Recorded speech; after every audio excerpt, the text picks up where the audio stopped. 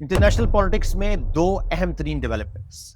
सबसे पहले कि अमेरिका ने ईरान पर फ्रेश स्ट्राइक्स कर दी। दूसरा ये कि पाकिस्तान समेत इस्लामिक दुनिया के चंद अहम तरीन ममालिक के खिलाफ एक बहुत बड़ी साजिश खुलकर हमारे सामने आ गई और ये दोनों खबरें इंटरलिंक्ड हैं। पहले बात करते हैं अमेरिका के ईरान पर फ्रेश स्ट्राइक्स। एक तरफ तो डील्स की बातें चल रही हैं। परसों तक ये सिचुएशन थी कि ऐसे लगता था कि 95% डील हो गई है, कुछ आखिरी पॉइंट्स रह गए हैं डिस्कस होने वाले और अगले कुछ घंटों में डील होने लगी। उसके बाद 48 घंटे नहीं गुजरते और ईरान पर फ्रेश स्ट्राइक्स हो जाती हैं। अमेरिका की सेंट्रल कमांड के मुताबिक उन्होंने ईरान के मिसाइल लॉन्च साइट्स पर अटैक किए। दूसरा उनका ये कहना है कि कुछ ships fresh land mine state of Hormuz को बचा रहे थे, उनको निशाना बनाया गया और इन स्ट्राइक्स को अमेरिका ने सेल्फ डिफेंस में स्ट्राइक्स करार दिया है कि वो अपने फौजियों की हिफाजत के लिए उन्होंने ईरान पर अटैक कर दिया। ये बात लॉजिकल नहीं है। अमेरिका जब भी कहीं पे भी अपना जुल्म शुरू करता है तो उसका बहाना यही होता है कि सेल्फ डिफेंस है, अमेरिकन को प्रोटेक्ट करने के लिए किया जा रहा है। अफगानिस्तान में भी अमेरिकन को प्रोटेक्ट करना था, इराक में भी वेपन्स ऑफ मास डिस्ट्रक्शन का बहाना बना के सेल्फ डिफेंस की बात करके हमला कर दिया गया और अब ईरान में भी बार बार स्ट्राइक सेल्फ डिफेंस के ही जुमरे में लाई जा रही। ईरान का ये कहना है कि उन्होंने एक ड्रोन को निशाना बनाया है जो स्ट्रेट ऑफ हॉर्मुज़ के ऊपर फ्लाई कर रहा था। यानी कुछ ना कुछ झड़पें अमेरिका और ईरान की दोबारा शुरू हो गई हैं। यहाँ पर अहम बात समझने वाली है कि इज़राइल नहीं चाहता कि पीस डील हो।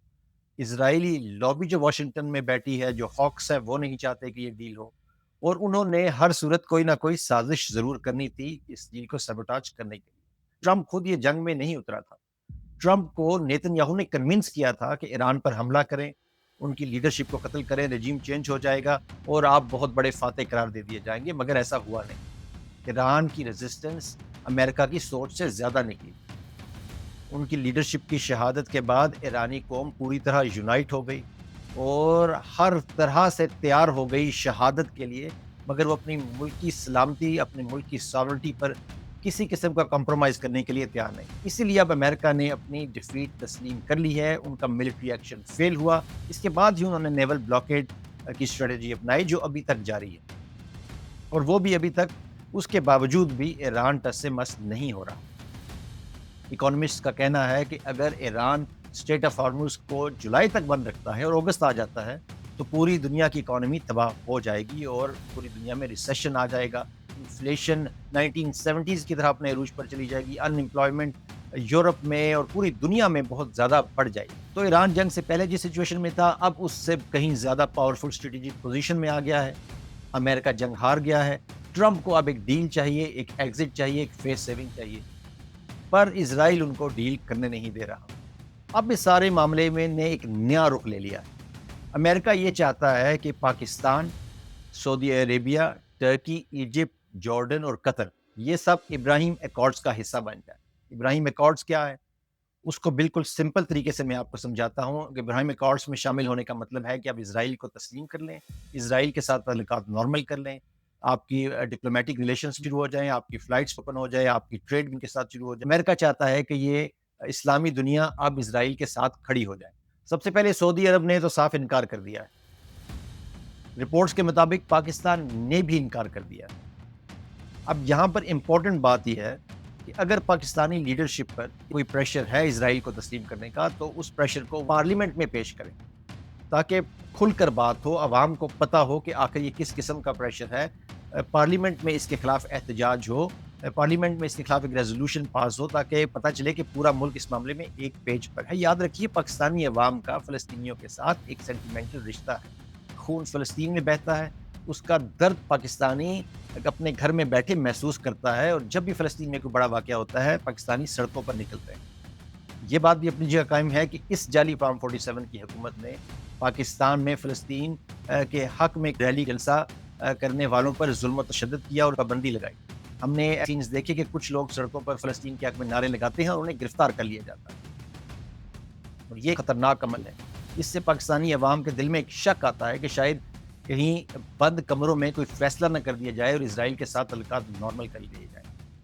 देखिए आज से पहले भी हमने देखा कि कुछ डिक्टेटर्स ने खामोशी से कोशिश की कि इज़राइल के साथ ताल्लुकात बढ़ाए जाएँ, मगर अवाम का शदीद रद्द-ए-अमल आया कि उनकी जुर्रत नहीं हुई ऐसा काम करने की। मगर आज फ़र्क ये है کہ آج پوری طرح سے عوام سہمی ہوئی ہے۔ اس حکومت نے عوام پر اتنے شدید ظلم و ستم کیا، ہزاروں لوگوں کو جیلوں میں ڈال دیا، لوگوں کو قتل و غارت کر دی۔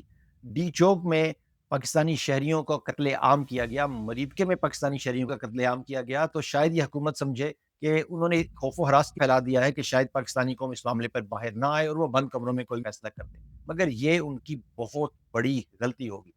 سیاسی معاملات اپنی جگہ، فلسطین کے معاملے میں ایک ریلیجس فیلنگز اٹیچڈ ہیں، اور جہاں ریلیجس فیلنگز اٹیچ ہو جائیں تو وہاں لوگ مرنے مرانے کے لیے تیار ہو جاتے ہیں، اور یہ اگر اسرائیل کے ساتھ تعلقات نارمل کرنے کی طرف ایک قدم بھی بڑھایا گیا تو پاکستان میں حالات آؤٹ آف کنٹرول ہو جائیں۔